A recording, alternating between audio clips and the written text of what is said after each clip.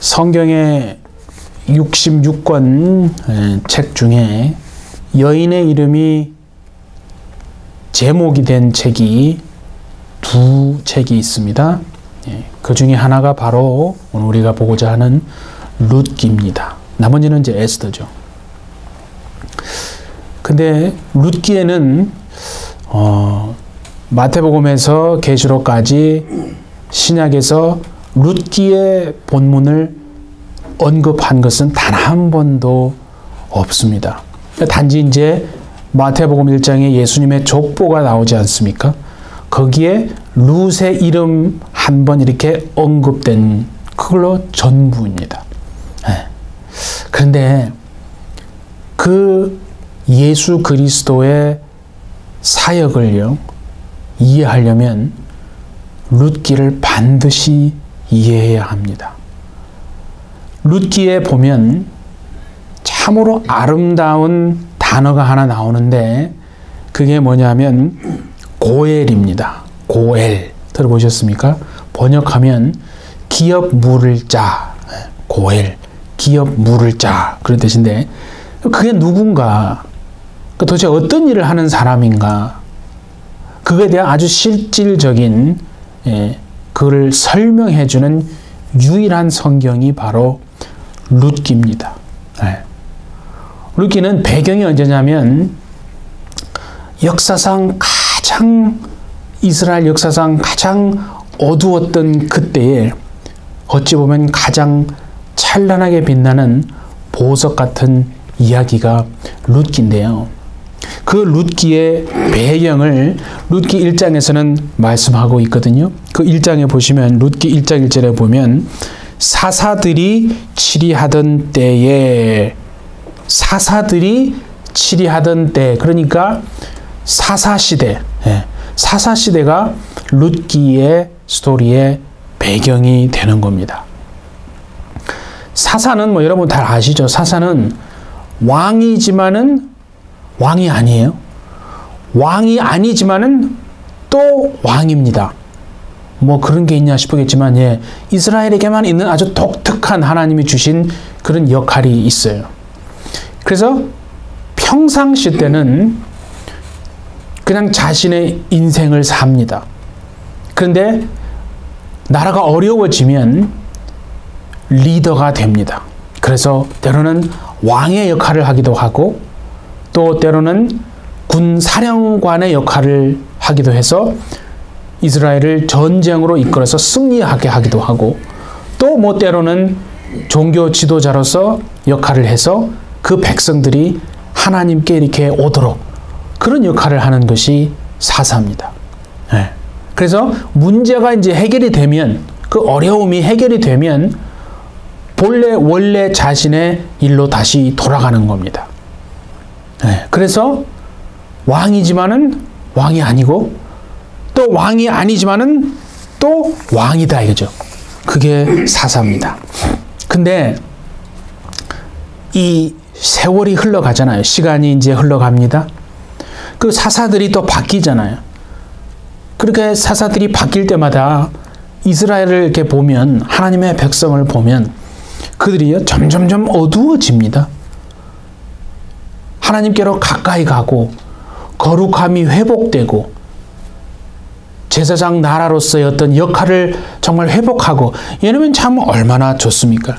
근데 그렇지 못하고 시간이 흐르고 사사들이 바뀌면서 점점 더 타락하고 죄를 더 짓게 되는, 상상할 수도 없는 잔인함이 보이고 포악함이 보이고 그 음란함 가운데서 어떻게 보면 이방인들도 짓지 않는, 설마 정말 그런 일을 어떻게 사람이 라고 의구심을 가질 정도의 그런 죄를 짓습니다. 사사시대. 사사기 그 19장에 보면 한 레위인이 나옵니다. 근데 그 레위인에게 보니까 첩이 있어요. 레위인이 첩을 뒀어요. 근데 숨기지 않습니다. 그냥 모든 사람이 다 안다는 거예요. 다 알아요. 그 뭐 예를 들어서 오늘날로 굳이 말을 하자면 어느 교회 이제 담임 목사님에게 첩이 있는 거예요. 그래서 주일 예배 때 이렇게 하는 거죠. 오늘 3부 예배의 대표 기도는 우리 담임 목사님의 세 번째 첩이신 모모 집사님께서 해주십니다. 그러면 사람들이 막 박수 치면서 아 그래 그 집사님 기도 잘하지. 그런 식이라는 거예요. 예를 들면 그래 레위인이 첩을 뒀는데 숨기지 않고 그냥 모든 사람이 다 안다 이거죠. 그 사사기 그 19장에 보면 레위인과 그 첩이 이제 길을 가다가 베냐민 지파의 마을에 들어가요. 날이 어두웠으니까 기부하라고. 근데 밤에 그 마을에 있는 불량배들이 막 떼거지로 몰려옵니다. 불량배들이 떼거지로 몰려와서는 그 여인을 내놓으라는 거예요. 그러니까 아주 집단 강간을 하겠다는 거 아니에요? 상상할 수가 없는. 근데 놀라운 것은요. 성경에 보면 말리는 사람이 아무도 없습니다. 그걸 말리는 사람이 아무도 없어요. 그래서 밤새 부끄러운 일을 시킵니다. 상상할 수 없는 일이 벌어지는 거 아니에요. 아마 그런 일이 오늘날 벌어지면 아마 발칵 세상이 뒤집힐 겁니다. 더욱더 처참한 일은 뭐냐면 그래서 그 레위인이 밤에 나가보니까 자기 첩이 죽어 있어요. 네. 그래서 어떻게 하냐고 성경에 보면 그걸 잘라가지고 12토막을 내요. 그 시신을. 그래서 한 토막씩 한 지파에다가 12지파잖아요. 그걸 잘라서 한 토막씩 지파에다가 다 보냅니다. 숨기지 않습니다. 그러니까 남 몰래 은밀하게 사람들이 몰래 그렇게 일을 하는 게 아니라 모든 사람들이 다 보는 자리에서 그렇게 한다 이거죠. 그래서 12토막 내서 한 토막씩 지파에다가 보낸다 이거죠. 근데 그런 일은 하나님이 진멸하기로 약속한 말씀하신 뭐 블레셋 그런 가나안 족속들도 하지 않는 그런 짓은 하지 않거든요. 그러니까 그런 포악하고 그런 잔인하고 그런 음란한 그런 일들을 그런 죄악들을 그 죄악들이 너무나 가득해서 죄로만 달려가던 그때가 바로 사사시대입니다, 여러분. 그래서 그 사사시대를 어떻게 표현합니까? 그때에는 이스라엘에 왕이 없었기 때문에 모든 사람이 자기 소견에 옳은 대로 했더라라고 그 시대를 표현하지 않습니까? 그러니까 내 생각에 옳은 대로 그냥 하는 거예요. 하나님 말씀이요? 그딴 거 필요 없어요. 내 자존심이 짓밟히잖아요? 그러면 하나님도 필요 없는 거예요. 내 생각이 중요한 거예요.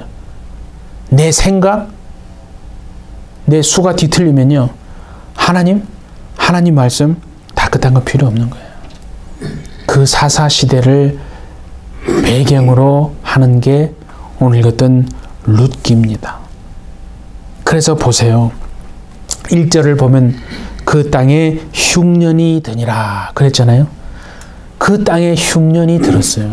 근데 우리가 이 흉년이라는 거 기근, 비가 오지 않고 먹을 게 없고 질병이나 고난이 있잖아요. 이런 것들을 참 일반화한다는 것을 우리는 조심해야 합니다. 이걸 그냥 단순히 무엇이다 라고 그렇게 단정 짓고 함부로 해석해서는 안 됩니다. 대단히 조심해야 돼요. 근데 오늘 이 보면 성경의 이 룻기를 흐름상 보면요.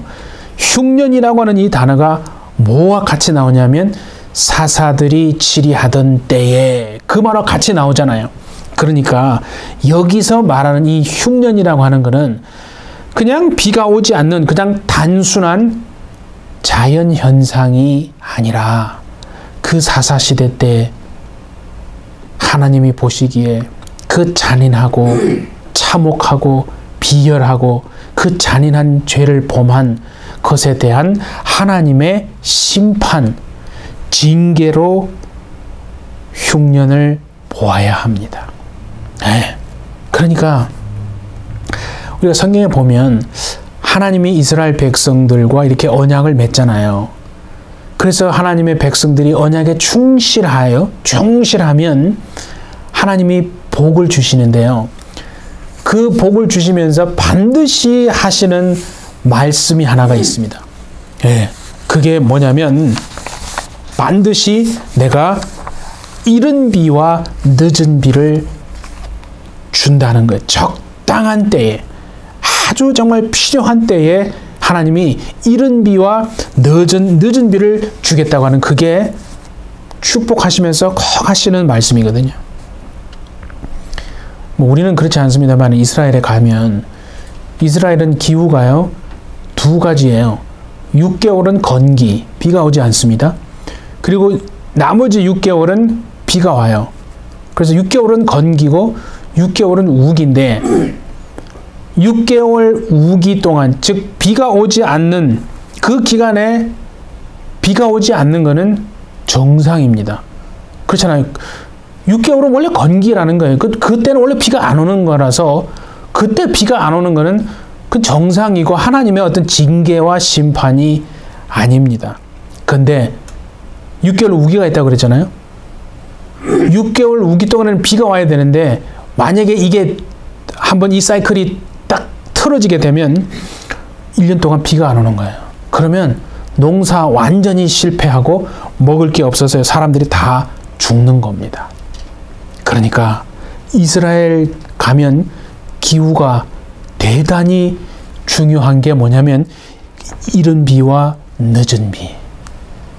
이스라엘의 기후에서 대단히 굉장히 중요한 게 바로 이 이른 비와 늦은 비인데, 하나님이 축복하실 때는 어떻게 한다고요? 적당한 때에 그 맞게끔, 그 시기에 딱 맞게끔 이른 비와 늦은 비를 적당한 때에 주신다 이거죠. 그런데 하나님이 징계하시고 심판하실 때는 어떤 얘기를 하시냐면 내가 하늘을 닫아버린다. 하늘을 닫아버린다라고 그렇게 말씀하셨어요. 그러니까 6개월 우기가 시작되는 때 주시는 게 이른 비고 6개월 우기가 마지막 이제 끝날 때가 그게 늦은 비거든요. 근데 하나님이 그 하늘을 닫아버리니까 그때 비가 오지 않는 것은 그건 정상이 아니에요. 비가 와야 되는데. 그러니까 그건 하나님이 주시는 징계다예요. 그런데 오늘 자 보세요. 그래서 이 흉년이 어디에 왔느냐, 이걸 보면 이게 충격이에요. 거기 1절에 보시면요, 그 땅에 흉년이 드니라 해놓고 베들레헴이라는 단어가 나옵니다. 베들레헴에 지금 흉년이 든 거거든요. 베트레헴, 히브리어로 그러면 베트레헴이란 말은 빵의 집이라는 거예요. 쉽게 말하면 빵의 집, 빵이 있어야 되는 집인데, 빵집인데 빵이 없는 거예요. 떡집인데 가보니까 떡이 하나도 없는 거예요. 여러분이 커피숍에 가면 커피를 마시잖아요. 커피숍에 갔는데 커피가 없는 거예요. 그럼 거기 왜 가요? 케이크를 만드는 집인데 케이크가 없는 거예요. 빵집인데 빵이 없고 떡집인데 떡이 없다 이거죠. 거룩한 나라로 부름을 받았는데 거룩함이 없는 거예요. 제사장 나라로 부름을 받았는데 제사장으로서의 전혀 역할이 없는 거예요. 그래서 사사시대에 대한 하나님의 징계로 흉년이 온 겁니다. 그렇죠? 그러면 하나님의 징계가 오면 어떻게 우리가 반응해야 됩니까? 하나님의 징계가 오면 정상적인 사람은 아, 내가 어디가 잘못됐는가? 내가 하나님의 은혜에서 떨어졌구나. 내가 하나님 보시기에 뭔가 이렇게 조금 온전치 못하구나. 자기를 살펴야 되잖아요. 그게 제대로 된 하나님의 사람이 할 수 있는 징계에 대한 반응이잖아요.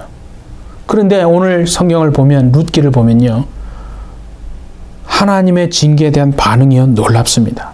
그게 보니까 1절에 보니까 엘리멜렉이 모압 지방에 가서 거류했다라는 말이 나와요.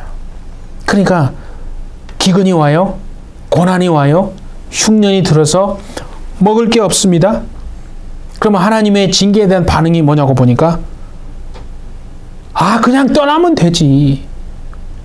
내가 뭐하러 그 하나님의 징계를 받고 있느냐. 내가 그 징계 왜 받아.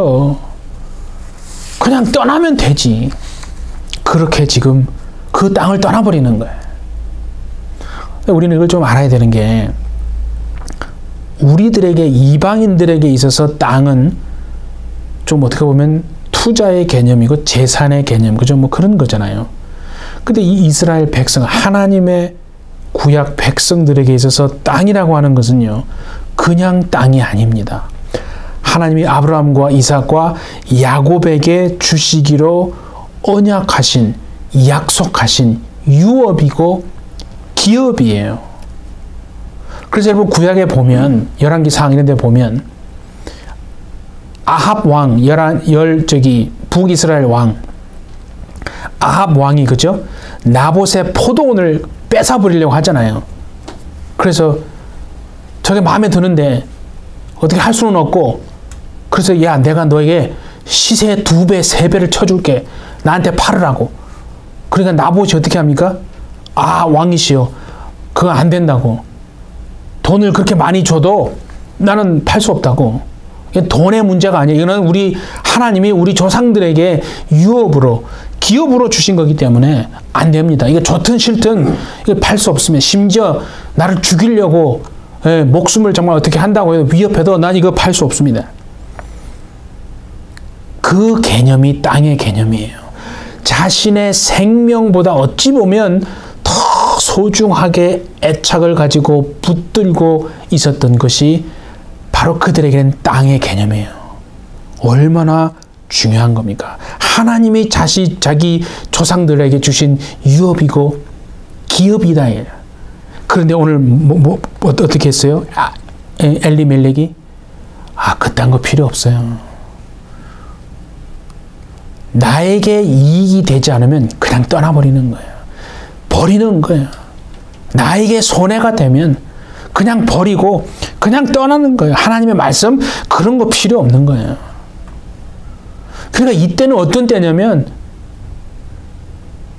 좀 세게 말하면 하나님이 완전히 쓰레기 취급받던 때예요. 하나님의 말씀이 아주 사람들의 발에서 그냥 짓밟혀 가든 그때의 배경이 룻기의 배경이거든요. 그러니까 1장에 나오는 이 엘리멜렉이라는 이름의 뜻이 뭡니까, 여러분? 엘리, 나의 하나님. 그런 뜻이에요. 멜렉은 왕이에요. 얼마나 이름이 멋집니까? 엘리멜렉, 나의 하나님이 왕이십니다라는 그런 뜻이에요. 이름이 그런 뜻인데 하나님이 무슨 왕이야? 내 생각이 왕이죠. 내 생각이 중요한 거지 뭐가 하나님이 왕이냐. 이름은 너무나 멋집니다. 근데 엘리멜렉한테 있어서 하나님은 왕이 아닙니다. 하나님의 징계가 오니까 하나님이 자기에게 조상에게 주신 그 유업을, 기업을요, 뒤도 돌아보지 않고, 그런 게 뭐가 중요해. 하나님의 말씀, 그딴 거 필요 없어. 나에게 당장 내가 힘든데, 당장 내가 먹고 살기 힘든데 그냥 떠나버리고 버리고 모압 땅으로 가는 거예요. 그게 어떻게 됐습니까? 엘리멜렉 죽어요. 아들 말론과 기련, 모압 여자 오르바와 룻을 며느리로 자기 아내로 맞아요. 그런데 그 말론과 기련도 죽어요. 그러니까 나오미가 흉년이 들어서 하나님의 징계인데 그냥 조상에게 주신 땅 베들레헴 다 떠나버리고 버리고 모압으로 왔는데 남편 잃고 2 아들 잃고 며느리 오르바는 떠나갔고 룻 한 명만 남은 거예요. 모든 것을 다 잃어버렸습니다. 그런데 소문이 들리는 거예요. 하나님이 자신의 백성들을 돌보셨다. 양식을 주셨대더라. 그 소문을 이제 듣는 거예요. 그래서 모든 것을 다 잃어버린 나오미가 며느리 룻 데리고 돌아오면서 스토리가 시작되는 게 룻기입니다, 여러분. 우리가 반드시 하나 보아야 될 게 뭐냐면요. 그 남편도 잃고 자식도 잃고 정말 땅도 잃고 모든 것을 다 잃어버렸잖아요. 실패한 인생이에요. 그 나오미가요. 사는 방법은요. 딱 하나밖에 없습니다. 그 모든 걸 잃어버린 나오미가 사는 방법은 오직 하나 뭐냐면 누군가가 죽은 남편의 이름의 역할을 대신해 주는 겁니다.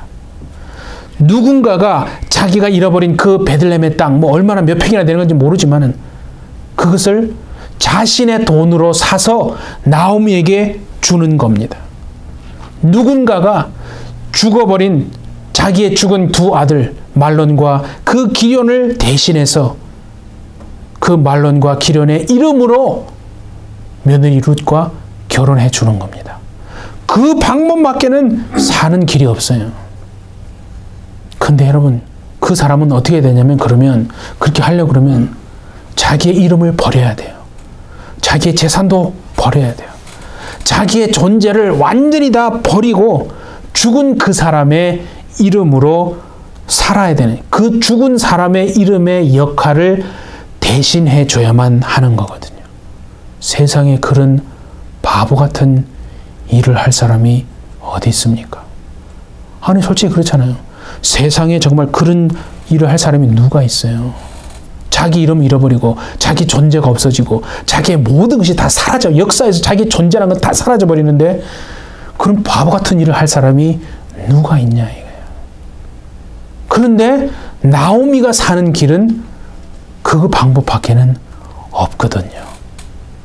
그 사람을 성경은 룻기에서는 고엘, 기업 물을 자라고 하는 거거든요. 그러니까 기업 물을 자는 이거예요. 제가 이 종렬이잖아요. 그런데 예를 들어서 어떤 A라는 사람이 죽었어요. 그러면 내가 내 이름을 버리고 내 재산도 버리고 내 존재를 완전히 버리고 죽은 그 사람의 이름의 역할을 대신해서 내가 그 사람의 이름으로 살아가는 거예요. 그 역사에서 나란 존재는 완전히 그냥 사라져버리고 지워져 버리는 거예요. 내가 그 사람의 이름으로 결혼을 합니다. 그래서 만약에 자녀를 낳아요, 아들을 낳아요, 그러면 그 아들은 내 아들이 되는 게 아니고 그 죽은 사람의 아들이 되는 겁니다. 세상에 그런 미친 짓이 어디 있어요, 여러분? 그런 일을 할 사람이 누가 있겠어요? 그게 고엘이에요. 기업 물을 자라는 거예요. 자, 그거를 어느 정도 우리가 이해하고 이제 본문 우리 4장을 보아야 합니다. 자, 4장 1절에 한번 보십시오.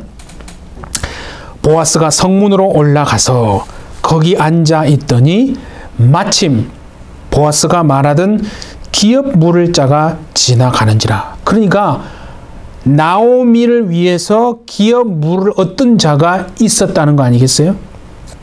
자, 그다음 보세요. 보아스가 그에게 이르되 아무개여 이리로 와서 앉으라 하매 그가 와서 앉음에 2절입니다. 보아스가 그 성읍 장로 10명을 청하여 이르되 당신들은 여기 앉으라 하니 그들이 앉음에, 그러니까 장로를 청해서 앉은 것은 증인이 필요한 거예요. 예, 그래서 이제 앉은 겁니다.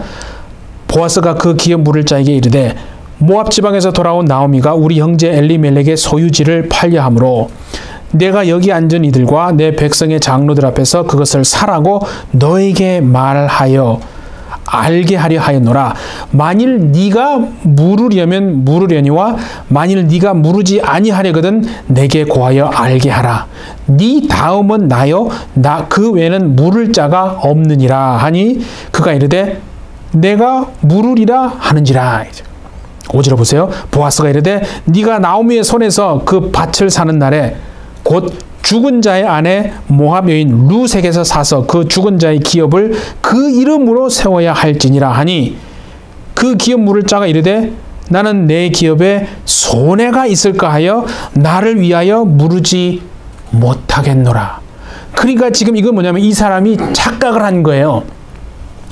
아, 그 베들레헴 땅? 아, 그거 보니까 내가 좋던데? 그거 내가 살게. 그래서 산다고 했는데 자신이 그걸 자신의 돈으로 사면 자신의 땅이 되는 줄을 알았다 이거죠. 그게 아니거든요. 그래서 6절에 보아스가 다시 이제 말하는 거예요. 아, 당신이 그걸 사지요. 당신의 돈으로 그걸 땅을 사는데 그 땅은 당신 땅이 되는 게 아니고 나오미 땅이 되는 거예요. 룻의 땅이 되는 거예요. 그렇게 지금 설명하니까 그 사람이 아니 세상에 그런 게 어딨냐고. 아니 내 돈으로 내 땅을 샀으면 내게 돼야지. 왜 내게 안 되고 나오미에게 되고 룻이 될 것이 되냐고. 그런 거 나 그런 거 안 한다. 못 한다고. 나 안 한다고. 지금 그 사람이 그렇게 하는. 여러분 그게 정상입니다. 그렇잖아요. 내 이름으로 내 돈으로 내 땅을 사면 내 것이 되어야죠. 근데 고엘 기업 물을 자라는 것은 자기의 존재가 완전히 사라지는 거예요. 자기 이름도 없어져요. 자기 돈으로 사요. 그걸 그 죽은 사람에게 줘요.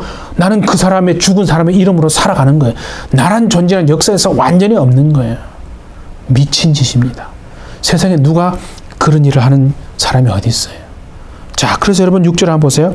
그 기업 물을 자가 이르되 나는 내 기업에 손해가 있을까요? 나를 위하여 무르지 못하노니 내가 물을 것을 네가 보아스에게 네가 물으라. 나는 무르지 못하겠노라 하는지라. 그래서 이제 7절에 그죠? 이제 장로들을 모아놓고 또 신을 벗어서 그 이웃에게 주더니 그게 이제 하나의 증명하는 전례가 된 겁니다. 그래서 8절 보세요. 기업 물을 자가 보아스에게 이르되 네가 너를 위하여 사라 하고 그의 신을 벗는지라. 보아스가 장로들과 모든 백성에게 이르되 내가 엘리멜렉과 기련과 말론에게 있던 모든 것을 나오미의 손에서 산 일에 너희가 오늘 증인이 된다라고 보아스가 자신의 돈으로 그 땅을 사서 나오미에게 줍니다. 그리고 우리가 아는 것처럼 한 가지 더 바로 룻과 결혼을 하는 거예요.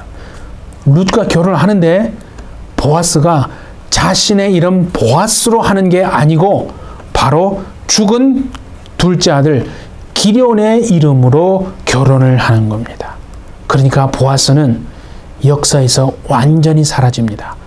보아스라는 존재는 없어지고 재산도 사라지고 이름도 없어지고 완전히 그냥 모든 존재가 사라지는. 그리고 보아스는 뭐가 돼요? 기련이 되는 거예요. 죽은 기련이 되는 거예요. 자녀가 태어나잖아요. 그러면 자기의 자녀가 아니에요. 죽은 기련의 자녀가 되는 거예요. 나오미의 손자가 되는 거고 죽은 엘리멜렉의 손자가 되는 겁니다. 그걸 뭐라고 한다고요? 고엘.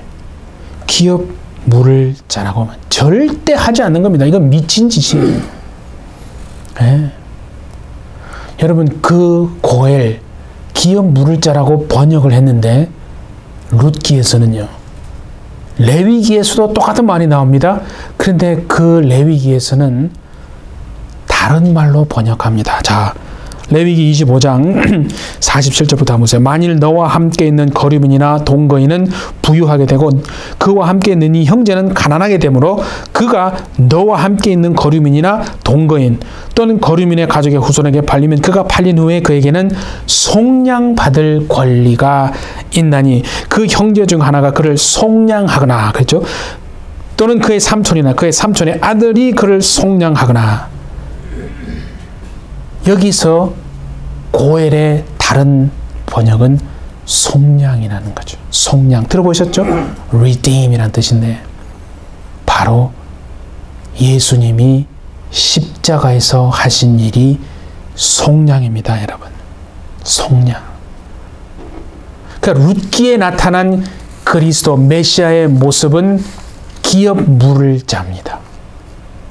예수님이 자신의 이름을 버려 주심으로 자신의 존재를 다 포기하신 거예요. 자신의 이름을 버리시고 그 이름을 우리에게 주셨습니다.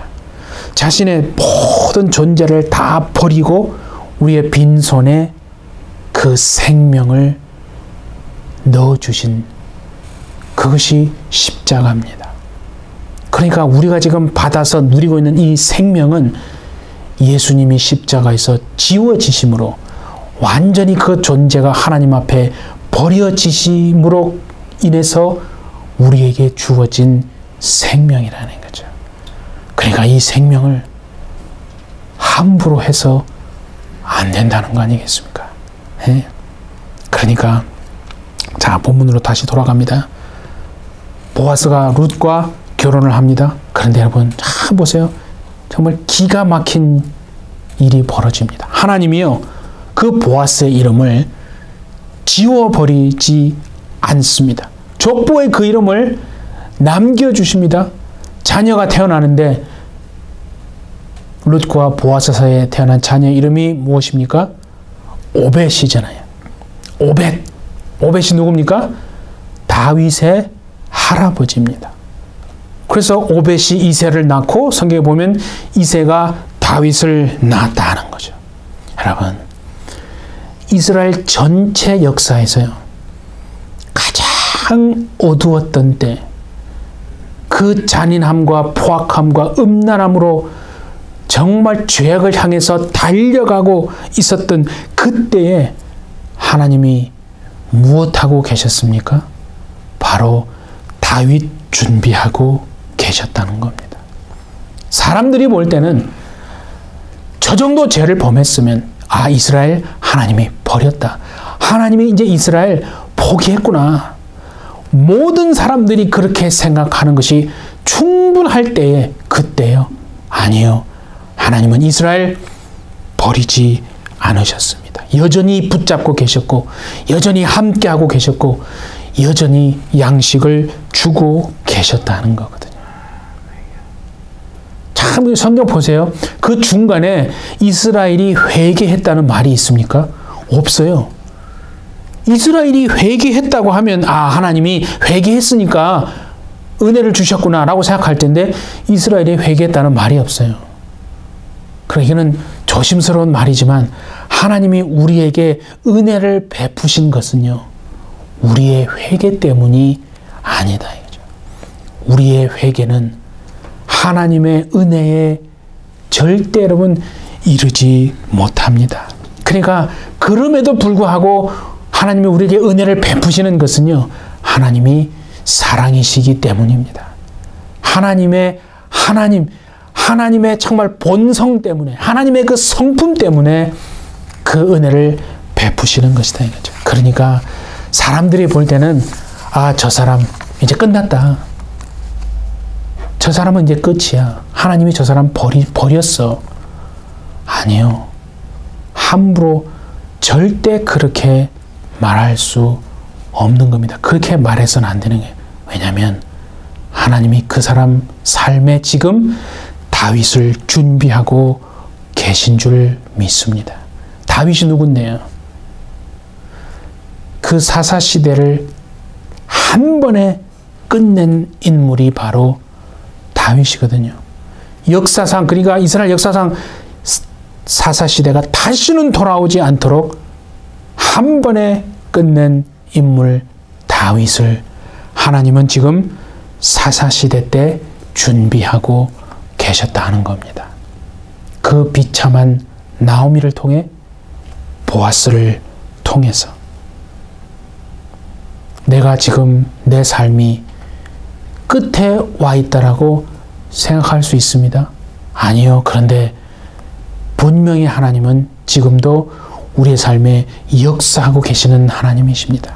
예. 우리가 몰라서 우리 눈에 안 보이니까 답답하고 낙심하고 괴로워하고 절망하는 거지, 지금 하나님이 분명히 우리의 삶에 놀라운 일을 하고 계신 정말 것을 믿고 여러분 그 믿음을 붙잡으시기 바랍니다. 예. 내가 그냥 온 힘을 다해서 열심을 다해서 그렇게만 살아왔다고 여러분 생각하지 마십시오. 하나님의 은혜가 아니면 우리는요, 누구도 한 발자국도 앞으로 나아갈 수 없는 겁니다. 그래서 어찌 보면 정말 저를 볼 때도 그렇게 생각이 들어. 기도하면서 하나님, 내가 내 삶이 사사시대 같은 그런 삶을 살아가고 있음에도 불구하고 하나님 여전히 나와 함께 해주시는 그 은혜를 하나님 감사합니다. 주님, 참 그런 생각이 드네요. 우리 사랑하는 해피철치 여러분, 예수님이 정말 십자가에서 우리를 위해서 기업 물을 자가 되어 주셔서 우리에게 우리 손에 이 생명을 올려 놓으셨습니다. 쉬운 기도는 아니겠지만은 하나님, 나도 누군가의 기업 물을 자가 되게 해주십시오.